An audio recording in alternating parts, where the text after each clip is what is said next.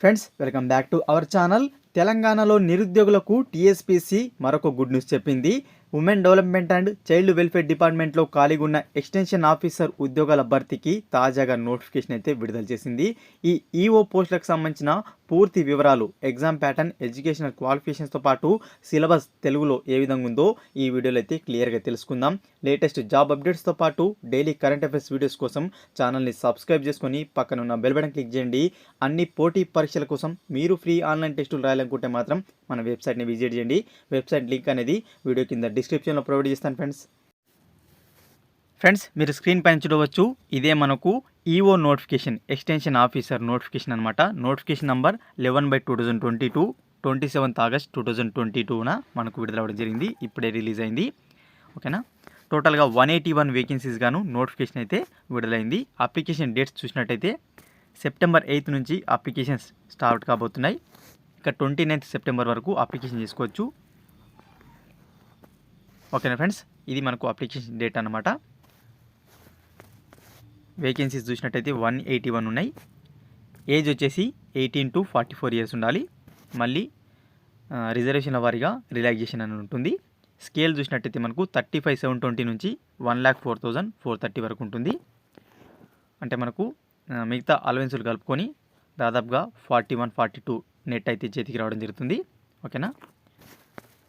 ఇక education qualification చూద్దాం. డిగ్రీలో హోమ్ సైన్స్, ఓకేనా, లేదన్నట్లయితే మనకు డిగ్రీలో సోషల్ వర్క్, బిఎస్డబ్ల్యూ, లేదన్నట్లయితే సోషియాలజీ, డిగ్రీలో సోషియాలజీ చేసిన క్యాండిడేట్స్ ఎలిజిబుల్గా చెప్పుకోవచ్చు. ఈ మూడు ఏవైతున్నాయో ఇవి డిగ్రీలో కాకుండా మాస్టర్స్గా చేసిన క్యాండిడేట్స్ కూడా ఎలిజిబులే. అంటే masters degree in home science చేసిన క్యాండిడేట్స్ ఎలిజిబులే, లేదన్నట్లయితే masters degree in social work చేసిన క్యాండిడేట్స్ కూడా ఎలిజిబులే, లేదన్నట్లయితే మాస్టర్స్ డిగ్రీ ఇన్ సోషియాలజీ చేసిన క్యాండిడేట్స్ కూడా ఎలిజిబుల్గా చెప్పుకోవచ్చు. అదేవిధంగా ఇంకొన్ని క్వాలిఫికేషన్స్ కూడా చూద్దాం. బీఎస్సీ హానర్స్లో ఫుడ్ సైన్స్ అండ్ న్యూట్రిషన్ చేసిన క్యాండిడేట్స్ ఎలిజిబులే. అదేవిధంగా BSc food and nutrition candidates కూడా ఎలిజిబుల్గా చెప్పుకోవచ్చు. అలానే BSc applied nutrition and public health చేసిన క్యాండిడేట్స్ కూడా ఎలిజిబులే. అదేవిధంగా బీఎస్సీ క్లినికల్ న్యూట్రిషన్ డైటెటిక్స్ చేసిన క్యాండిడేట్స్ కూడా ఎలిజిబులే. బీఎస్సీ అప్లైడ్ న్యూట్రిషన్ చేసిన క్యాండిడేట్స్ కూడా ఎలిజిబులే. అలానే BSc food sciences and quality control చేసిన క్యాండిడేట్స్ కూడా ఎలిజిబులే. అలానే BSc food sciences and management చేసిన క్యాండిడేట్స్ కూడా ఎలిజిబులే. BSc food technology and nutrition చేసిన క్యాండిడేట్స్ కూడా ఎలిజిబులే. అలానే BSc food technology and management చేసిన క్యాండిడేట్స్ కూడా ఎలిజిబులే. అయితే కొంతమంది క్యాండిడేట్స్ అడగడం జరుగుతుంది, బీఎస్సీ బీజెడ్సీ చేసిన క్యాండిడేట్స్ ఎలిజిబుల్ అని అడుగుతున్నారు. కాదు, బీఎస్సీ బీజెడ్సీతో పాటు ఖచ్చితంగా ఏవైతే మనకి ఇక్కడ ఫుడ్ అండ్ న్యూట్రిషన్ కానీ, లేదన్నట్లయితే అప్లైడ్ న్యూట్రిషన్ కానీ, లేదన్నట్లయితే క్లినికల్ న్యూట్రిషన్ కానీ, ఇటువంటి సబ్జెక్ట్ అనేది ఖచ్చితంగా బీజెడ్సీతో పాటు కలిగి ఉన్న క్యాండిడేట్స్ ఎలిజిబుల్ అనమాట. ఓకేనా ఫ్రెండ్స్, ఓన్లీ బీఎస్సీ బీజెడ్సీ చేస్తే ఎలిజిబుల్ కాదు. ఇది మనకు క్వాలిఫికేషన్ ఫ్రెండ్స్. ఓకేనా. ఇక రిజర్వేషన్ వారీగా ఏజ్ రిలాక్సేషన్ చూసినట్టయితే జనరల్ అభ్యర్థులు అయితే 18 to 44 years వాళ్ళు అప్లికేషన్ చేసుకునే అవకాశం ఉంటే, తెలంగాణ స్టేట్ గవర్నమెంట్ ఎంప్లాయీస్ అయితే 5 years ఉంటుంది రిలాక్సేషన్. అంటే 49 years వరకు అప్లికేషన్ చేసుకోవచ్చు. ఎన్సీసీ క్యాండిడేట్స్కి అయితే 3 years ఉంటుంది, 47 years వరకు అప్లికేషన్ చేసుకోవచ్చు. అదేవిధంగా ఎక్స్ సర్వీస్ మెన్ అయితే వీరికి కూడా 3 years ఉంటుంది రిలాక్సేషన్, 47 years వరకు అప్లికేషన్ చేసుకోవచ్చు. ఎస్సీ ఎస్టీ బీసీస్తో పాటు ఈడబ్ల్యూఎస్ క్యాండిడేట్స్ అయితే 5 years ఉంటుంది రిలాక్సేషన్, అంటే 49 years వరకు అప్లికేషన్ చేసుకోవచ్చు. ఫిజికలీ హ్యాండిక్యాప్డ్ పర్సన్స్ అయితే 10 years ఉంటుంది రిలాక్సేషన్, అంటే 54 years వరకు అప్లికేషన్ చేసుకోవచ్చు. ఈ నోటిఫికేషన్కు మనకు ఫీమేల్ క్యాండిడేట్స్ మాత్రమే ఎలిజిబుల్ ఫ్రెండ్స్, గుర్తుపెట్టుకోండి, మేల్ క్యాండిడేట్స్ ఎలిజిబుల్ కాదు. ఇక ఫీజు డీటెయిల్స్ చూసినట్టయితే మనకు అప్లికేషన్ ప్రాసెసింగ్ ఫీజు అనేది 200గా ఉంటుంది. ఓకేనా. ఇక ఎగ్జామినేషన్ ఫీజు అనేది 80 రూపీస్గా ఉంటుంది. అయితే మనకు ఎవరైతే అన్ఎంప్లాయీస్ ఉన్నారో వారందరికీ ఈ ఎగ్జామినేషన్ ఫీజు నుంచి అయితే మినహాయింపు ఉంటుందన్నమాట. అంటే కేవలం 200 రూపీస్ మాత్రమే చెల్లించాల్సి ఉంటుంది. ఎవరైతే ఎంప్లాయీస్ ఉన్నారో, స్టేట్ గవర్నమెంట్ ఎంప్లాయీస్ కానీ సెంట్రల్ గవర్నమెంట్ ఎంప్లాయీస్ అయితే 280 రూపీస్ చెల్లించాల్సి ఉంటుంది. ఓకేనా ఫ్రెండ్స్. అప్లికేషన్ స్టార్ట్ అయిన తర్వాత అప్లికేషన్ ప్రాసెస్ కూడా స్టెప్ బై స్టెప్ నేను వీడియో రూపంలో తీసుకొచ్చే ప్రయత్నం చేస్తాను. ఇక మనకు ఎగ్జామ్ అనేది ఆబ్జెక్టివ్ టైప్లో ఉంటుంది. ఓకేనా. ఇక ఓన్లీ ఎగ్జామ్ అనేది హైదరాబాద్లో మాత్రమే కండక్ట్ చేయబోతున్నారు. చూడొచ్చు మీరు స్క్రీన్ పైన. ఓకే ఫ్రెండ్స్, ఇక డీటెయిల్డ్ వేకెన్సీస్ చూద్దాం.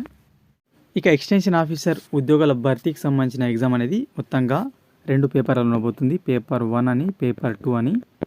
పేపర్ 1కి వచ్చేసి 150 మార్క్స్ ఉంటాయి. పేపర్ 2కి వచ్చేసి 150 మార్క్స్ ఉంటాయి. Paper 1 general studies and general abilities ఉంటుంది. ఓకే ఫ్రెండ్స్, ఇందులో మనకు మొత్తంగా 13 టాపిక్స్ అయితే ఉంటాయి.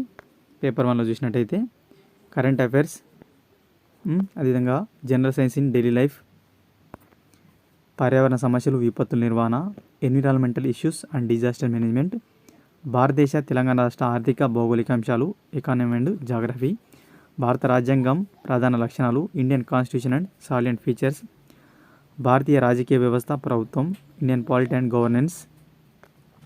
అలానే చూసినట్టయితే జాతీయోద్యమంపై ప్రత్యేక దృష్టితో ఆధునిక భారతదేశ చరిత్ర, ఇండియన్ హిస్టరీ, అలానే తెలంగాణ హిస్టరీ, తెలంగాణ మూమెంట్, తెలంగాణ సాంఘిక సాంస్కృతిక వారసత్వ అంశాలు, కళలు, సాహిత్యం, తెలంగాణ రాష్ట్ర విధానాలు, తెలంగాణ రాష్ట్రం యొక్క స్కీమ్స్ అన్నమాట, సంక్షేమ పథకాలు. అలానే చూసినట్టయితే లాజికల్ రీజనింగ్, అనలిటికల్ ఎబిలిటీతో పాటు డేటా ఇంటర్ప్రిటేషన్ 12th టాపిక్గా ఉంది. 13th టాపిక్ చూసినట్టయితే బేసిక్ ఇంగ్లీష్ అనమాట. సో టోటల్గా general studies and general abilities అనేది 13 టాపిక్స్తో 150 మార్క్స్ ఉంటుంది.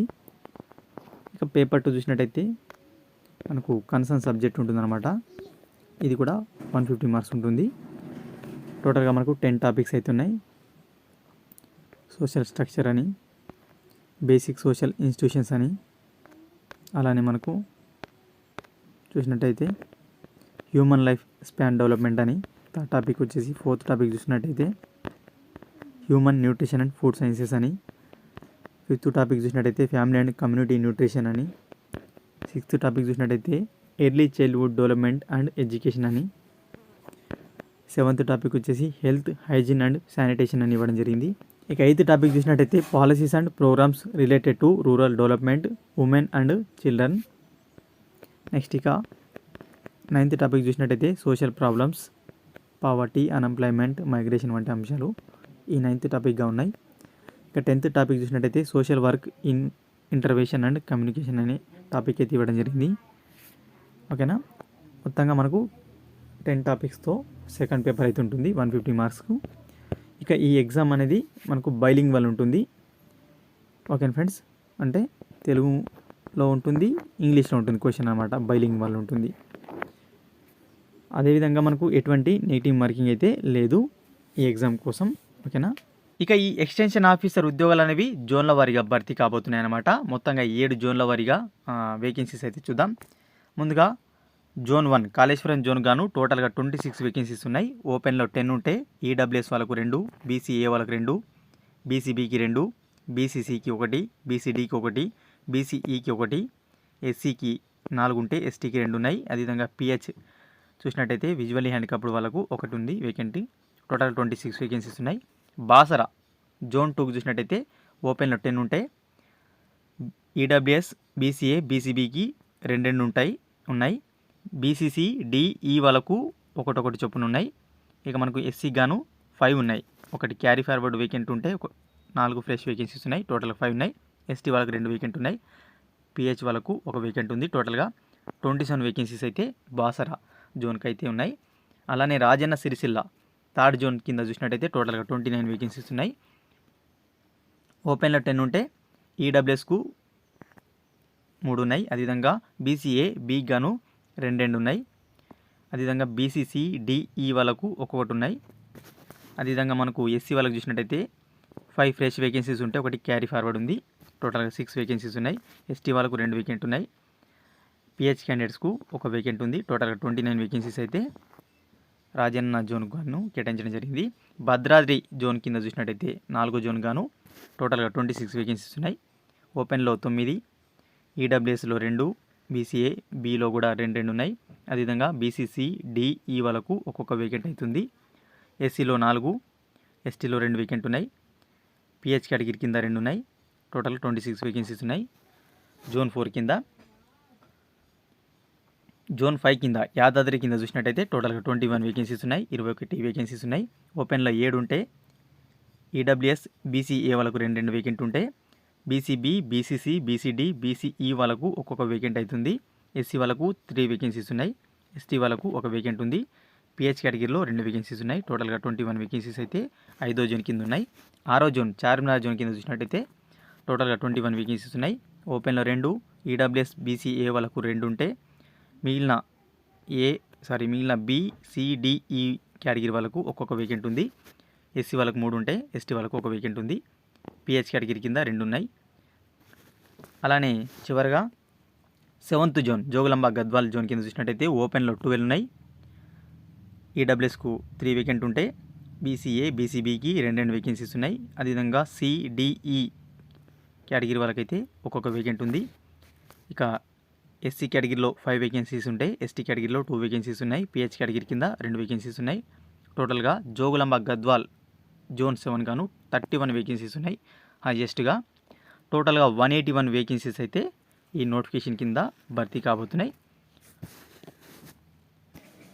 ఇక ఈ ఎక్స్టెన్షన్ ఆఫీసర్ ఉద్యోగాలకు సంబంధించిన ఎగ్జామ్ ప్యాటర్న్ సిలబస్ ఏదైతే ఉందో తెలుగులో దానికి సంబంధించిన PDF ఫైల్ అనేది వీడియో కింద డిస్క్రిప్షన్లో ఇస్తాను, అక్కడ నుంచి డౌన్లోడ్ చేసుకోండి. అదేవిధంగా నోటిఫికేషన్ PDF ఫైల్ కూడా ప్రొవైడ్ చేస్తాను. ఈ వీడియో కనుక మీకు యూస్ఫుల్ అనిపించినట్లయితే లైక్ చేసి షేర్ చేయండి. మరొక ఇంపార్టెంట్ అప్డేట్తో మీ ముందుంటాను ఫ్రెండ్స్.